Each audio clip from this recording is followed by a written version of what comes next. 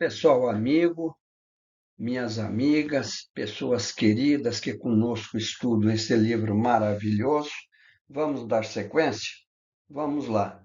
É a continuação da aula anterior, onde estamos procurando entender com Allan Kardec e os bons espíritos que o ajudaram, percepções, sensações e sofrimentos dos espíritos. Então, na pergunta 239, Allan Kardec dirige a seguinte pergunta aos espíritos: os espíritos conhecem o princípio das coisas? Resposta: conforme a sua elevação e a sua pureza. Os espíritos inferiores não sabem mais do que os homens. É verdade, espírito inferior, ele se dedica apenas às coisinhas próprias do mundo terreno, não é? Ele gosta de futebol, gosta de ver TV, mas ele não se espiritualiza através da boa leitura, da boa música, de aprender, de estudar. Então, eles conhecem muito pouco da vida, ao passo que os espíritos mais elevados, que amam a cultura, as virtudes, esses se enobrecem com o tempo através das sucessivas encarnações. Na 240, os espíritos compreendem a duração como nós, e aqui por duração, pessoal, vamos entender o tempo. Se eles compreendem o tempo como nós compreendemos. Então a resposta é não. Não por quê? Porque isso faz que nem sempre nos compreendais quando se trata de fixar datas ou épocas. Para nós é muito importante os minutos, horas, os dias, semana, meses, anos, séculos, etc, etc. Mas para os espíritos não.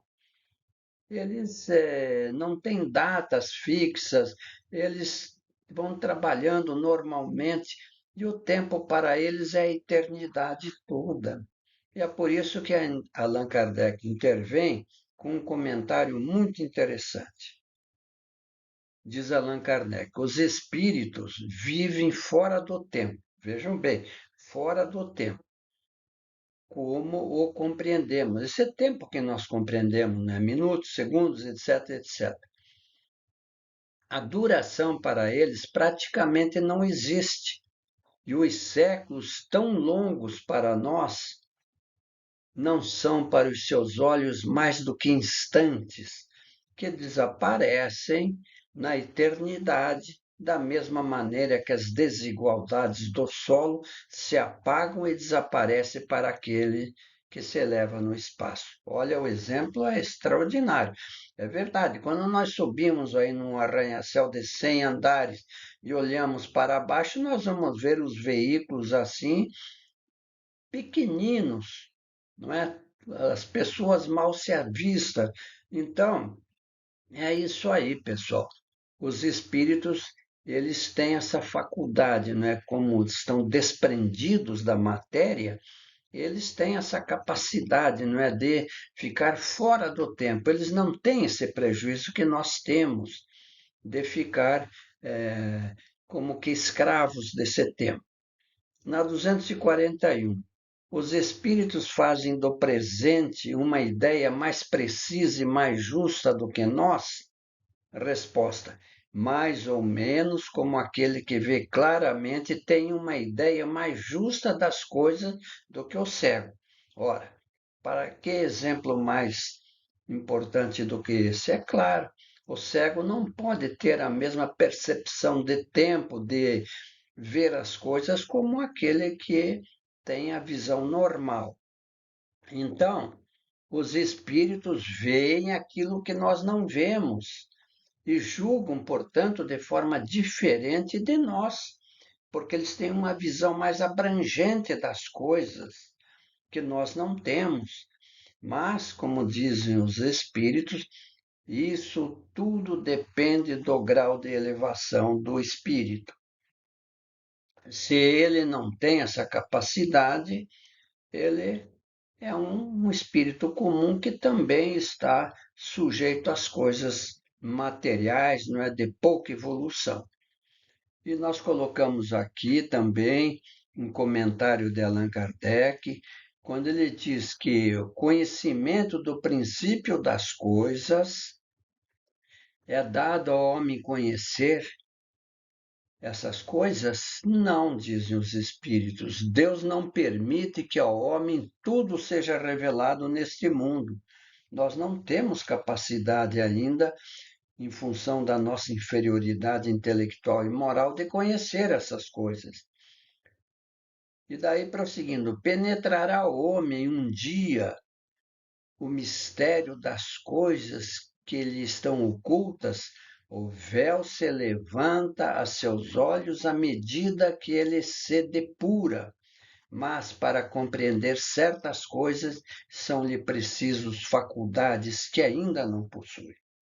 Olha, quanto mais evoluído é o espírito, mais ele participa ativamente das coisas do mundo espiritual, coisas que ainda a nós não é dado, não é dada essa oportunidade, porque ainda somos inferiores no que diz respeito à espiritualidade.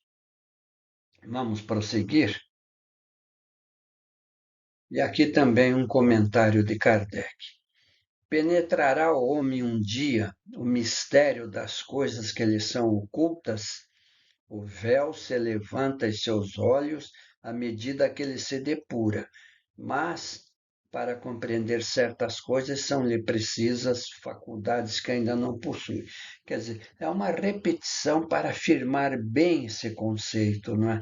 Que um dia nós vamos penetrar nesses mistérios que agora nos são ocultos.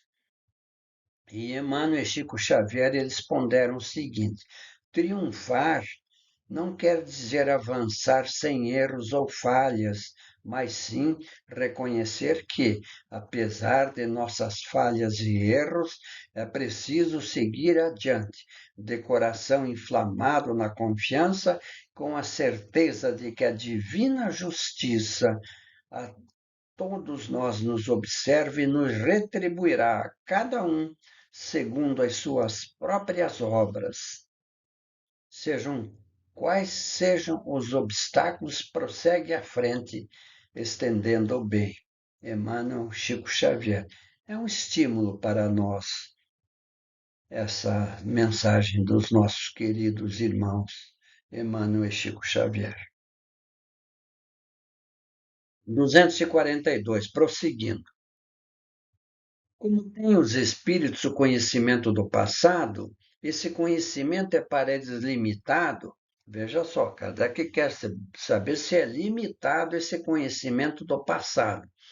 E eles respondem: o passado, quando deles nos ocupamos, o Espírito falando, é um presente precisamente como te lembras de uma coisa que te impressionou durante o teu exílio. Exílio é quando uma pessoa é forçada, no caso de um país, não é sair do país para um outro país onde viverá exilado, fora do país de origem.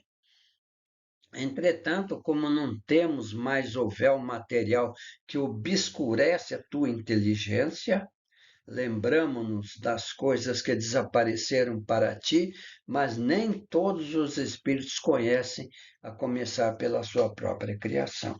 É verdade, nós não sabemos como fomos criados, apenas temos a noção de que o espírito ele se desenvolve, não é? Ele vem lá de outros mundos, né, que nós sabemos, aonde eles passam por esses estágios e vêm ensaiar aqui no plano Terra, nos mundos materiais, né, para prosseguir na sua evolução.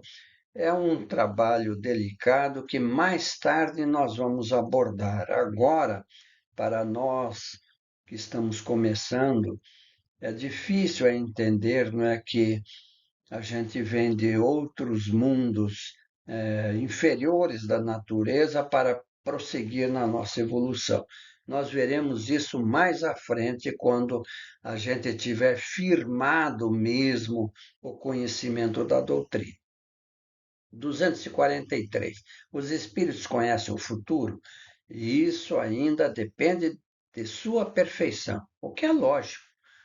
Quase sempre nada mais fazem do que entrevê-lo, mas nem sempre têm a permissão de o revelar. Quando o veem, ele lhes parece presente. É verdade, quando a gente encara o passado, a gente está pondo no presente. O espírito vê o futuro mais claramente à medida que se aproxima de Deus. É verdade. Quanto mais nos aproximamos de Deus, mais nós absorvemos tudo aquilo que é próprio da divindade.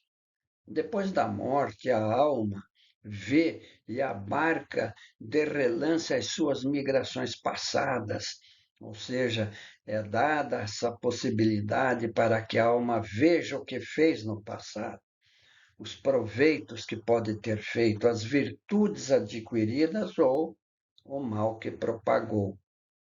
Mas não pode ver o que Deus lhe prepara, porque nós não sabemos o que Deus prepara para nós.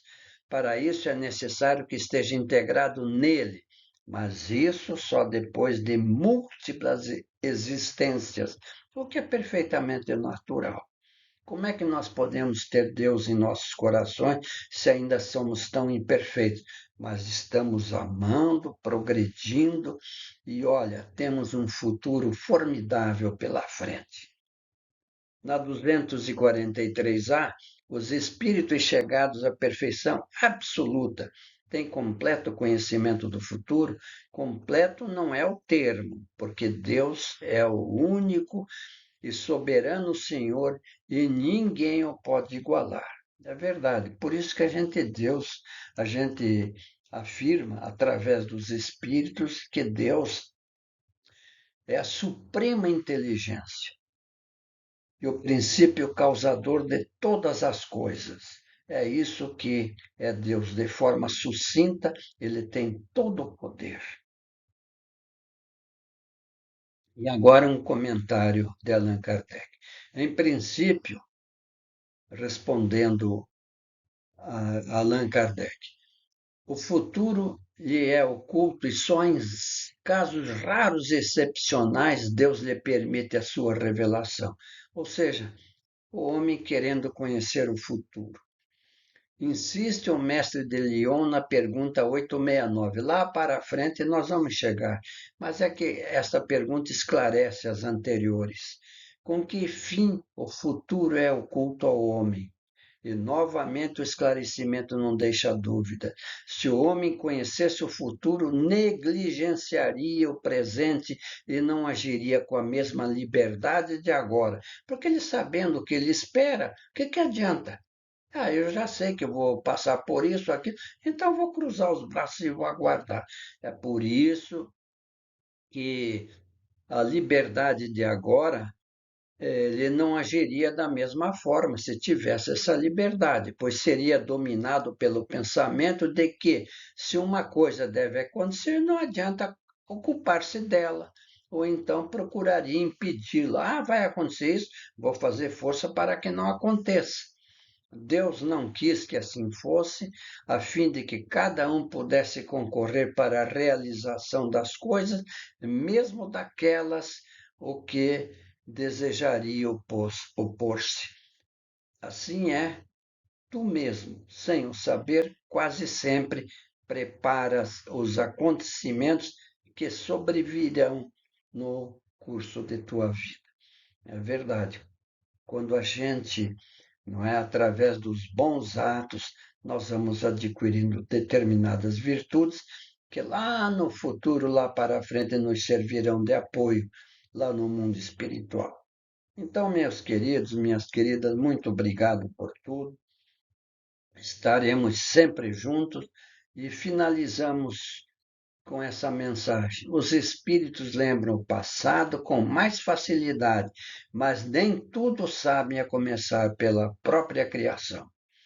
Então é isso aí. Se Deus quiser, estaremos juntos na próxima quarta-feira. Até lá, portanto.